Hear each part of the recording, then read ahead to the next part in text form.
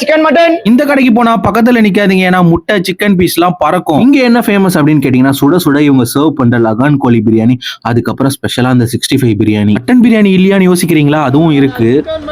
ரைஸோட கலரை பாருங்க, எப்படி இருக்கு. சிரிடா ஜுபேர்